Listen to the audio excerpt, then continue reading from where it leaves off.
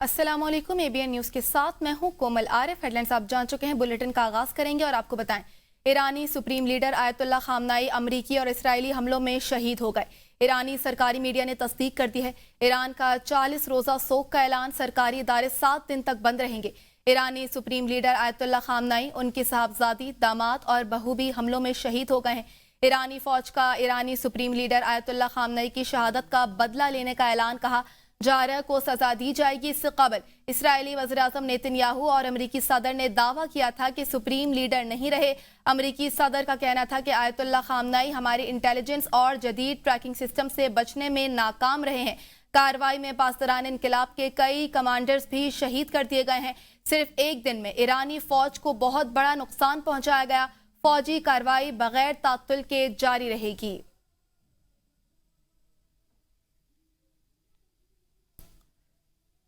ईरानी फौज का supreme leader की शहादत का बदला लेने का ऐलान, शहीद आयतुल्ला खामनाई के मशीर अली शामखानी को भी शहीद कर दिया गया। ईरानी मीडिया ने तस्दीक कर दी। पासदारान इनकलाब का कहना है कि आयतुल्ला खामनाई के कत्ल का फैसला कुन इंतकाम लेंगे। मशीर कौमी सलामती अली लारजानी को जानशीन मुकर्रर करने का इम्कान है।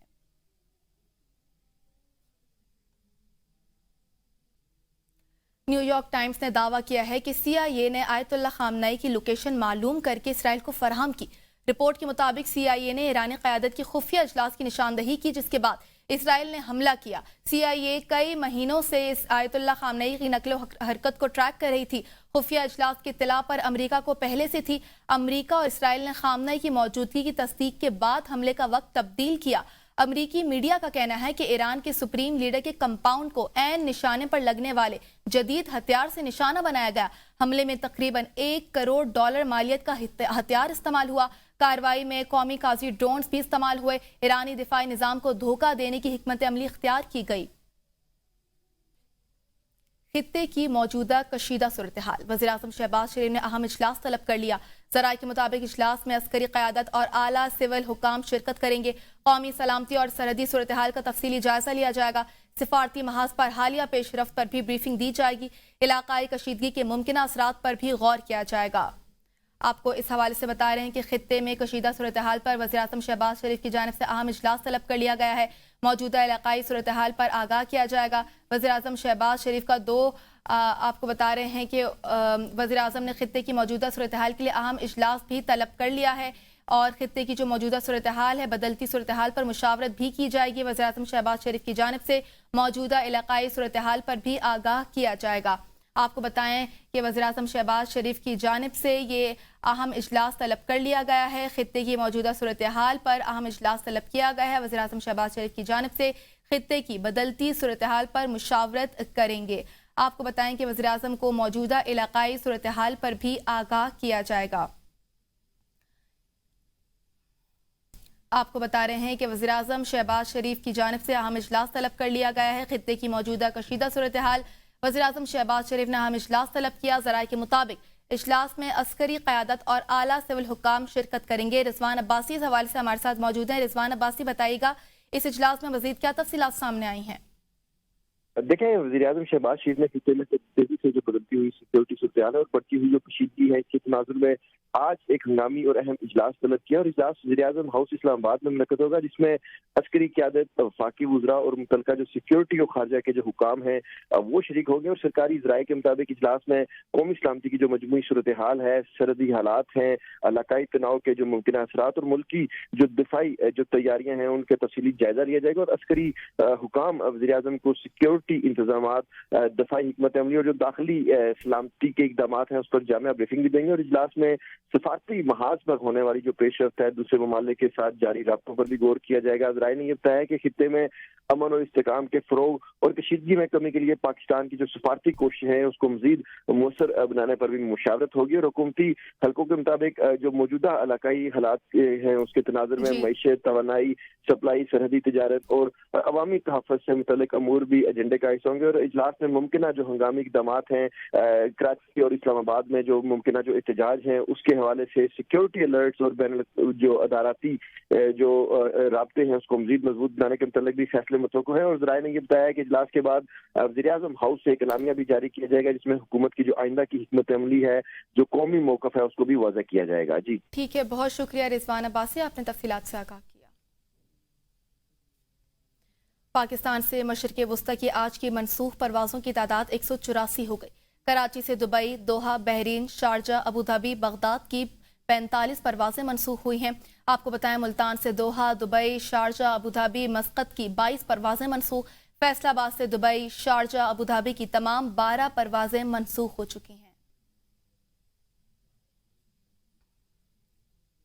ایران کے سپریم لیڈر آیت اللہ خامنئی کی شہادت پر کراچی میں امریکی قونصلیٹ کے باہر احتجاج. پولیس نے مظاہرین کو منتشر کر دیا.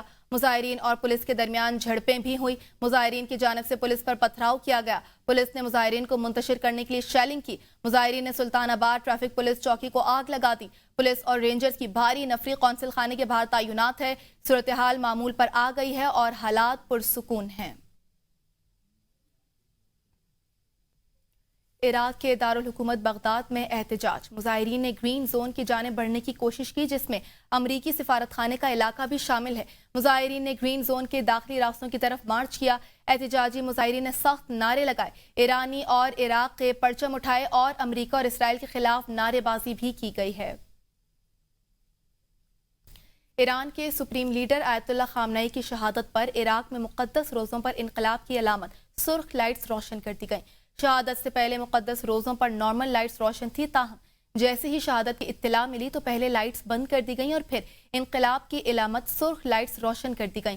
امریکہ اور اسرائیل کے ایران پر حملوں میں ایران کے سپریم لیڈر آیت اللہ خامنئی شہید ہوئے تھے. ایران کے سرکاری میڈیا نے آیت اللہ کی شہادت کی تصدیق کرتے ہوئے کہا کہ ایران بھر میں 7 روزہ تعطیل اور 40 روزہ سوگ کا اعلان کیا گیا ہے.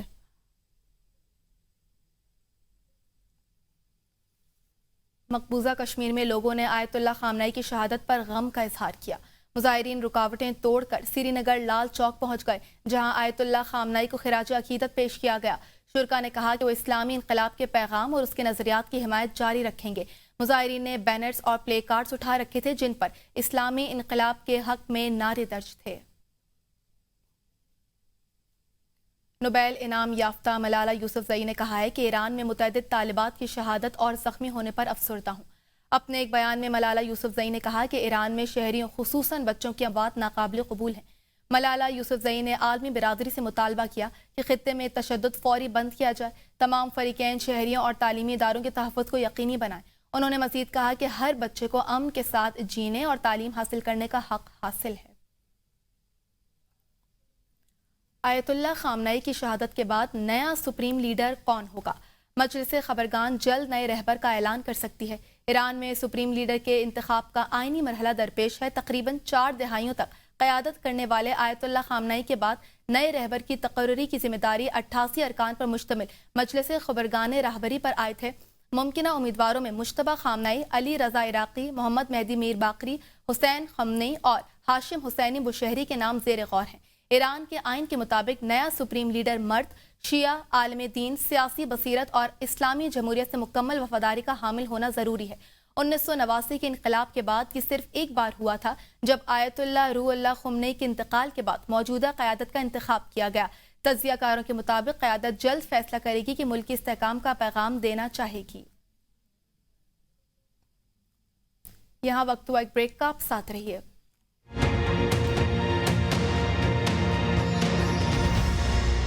ایران پر امریکی حملہ، لاہور پریس کلب کے باہر مظاہرہ. لاہور میں مظاہرین کی امریکی قونصلیٹ کے باہر توڑ پھوڑ. مظاہرین کی امریکی قونصلیٹ جانے کی پولیس نے ناکام بنا دی ہے کوشش. پولیس نے مظاہرین کو لاہور میں قائم امریکی قونصلیٹ کے باہر جانے سے روک دیا ہے. مظاہرین نے امریکی قونصلیٹ کے سامنے لگائے سیکیورٹی کیمپس بھی اکھاڑ دیے ہیں. آپ کو اس حوالے سے بتا رہے ہیں کہ اب کراچی کے بعد لاہور میں بھی یہ مظاہرے دیکھنے میں آ رہے ہیں. آپ کو بتائیں کہ ایران پر امریکی حملہ، لاہور پریس کلب کے باہر مظاہرہ ہو رہا ہے اور لاہور میں مظاہرین کی امریکی قونصلیٹ کے باہر توڑ پھوڑ. مظاہرین کی امریکی قونصلیٹ جانے کی پولیس نے کوشش ناکام بنا دی ہے. پولیس نے مظاہرین کو لاہور میں قائم امریکی قونصلیٹ کے باہر جانے سے بھی روک دیا ہے. مظاہرین نے امریکی قونصلیٹ کے سامنے لگائے سیکیورٹی کیمپس بھی اکھاڑ دیے ہیں. آپ کو بتا رہے ہیں کہ پاکستان کی عوام یہ سٹیٹمنٹ دے رہی ہے امریکہ کو کہ وہ کسی صورت امریکہ کے ساتھ اس حملے میں نہیں ہیں، اور آپ کو بتائیں کہ ایران پر امریکی حملہ، لاہور پریس کلب کے باہر مظاہرہ کیا جا رہا ہے۔ عمر دراز گوندل ہمارے ساتھ اس حوالے سے موجود ہیں۔ عمر دراز گوندل، بتائیے گا کیا کہیں گے، کیا تفصیلات ہیں اس حوالے سے؟ اس سے پہلے کراچی میں یہ مظاہرے کیے گئے، اب لاہور میں بھی مظاہرے جاری ہیں۔ جی، لاہور میں شملہ پہاڑی کے قریب امریکی قونصلیٹ کے سامنے جو عوام ہیں انہوں نے آج احتجاجی مظاہرہ کیا، اور یہاں پہ مظاہرین نے امریکی قونصلیٹ کے باہر توڑ پھوڑ کرنے کی کوشش کی، لیکن پولیس نے اس کوشش کو ناکام بنا دیا، اور پولیس نے مظاہرین کو لاہور میں قائم امریکی قونصلیٹ کے باہر جانے سے روک دیا۔ اس دوران جو مظاہرین ہیں انہوں نے وہاں پہ جو پولیس کی جانب سے سیکورٹی کیمپس یا رکاوٹیں کھڑی کی گئی تھی ان کو اکھاڑنے کی کوشش کی، اور مظاہرین میں خواتین، بچے، بوڑھے اور نوجوان شریک ہیں۔ مظاہرین نے امریکہ اور اسرائیل کے خلاف شدید نعرے بازی کی۔ اس موقع پہ جو D I G operation Faisal Kamran ہیں وہ خود پہنچے، اور یہاں پر جو ان کو کوشش کی جا رہی ہے کہ محدود رکھا جائے، چونکہ آلریڈی پولیس ہائی الرٹ تھی اور ان کو آئیڈیا تھا، اور ویسے بھی جب اس قسم کی سچویشن ہوتی ہے تو پولیس اس راستے کو کنٹینرز لگا کر بھی بند کر دیتی ہے، تو اس لیے پولیس کو پہلے سے اندازہ تھا یہاں پہ احتجاج ہونے کے حوالے سے، تو لوگوں نے توڑ پھوڑ کرنے کی کوشش کی، لیکن جس کو فی الحال پولیس نے روک دیا ہے۔ ٹھیک ہے، بہت شکریہ، بیورو چیف لاہور ہمارے ساتھ موجود تھے۔